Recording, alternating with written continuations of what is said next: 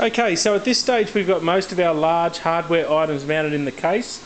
There's the CPU fan mounted on, as you can see, nice and tight.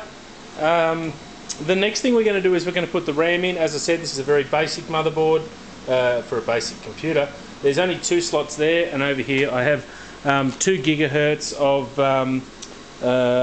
800 speed RAM. It probably isn't going to make much difference whether I used 800 or 600, but 800 is what I had lying around, so it's 800 that's going in the machine.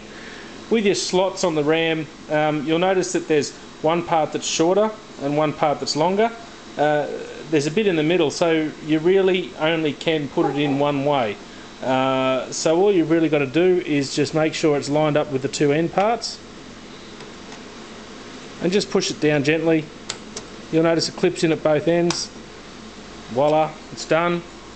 Grab your other stick of RAM if you've got 2. If you've only got 1, that's alright. Look, for most people who are just accessing the internet and doing email and all that sort of thing, you don't need a scorching computer. Something like this will do you for years. So unless you want to go gaming, don't go and spend all the money on all the high-tech gizmos and gadgets. Just build something basic. So there we go. We've got our RAM mounted on our motherboard. In this particular machine, I'm going to use an old, well, it's not old, it's probably 6 months old, 9500 GT Galaxy, which has 512 meg of DDR3 memory on board.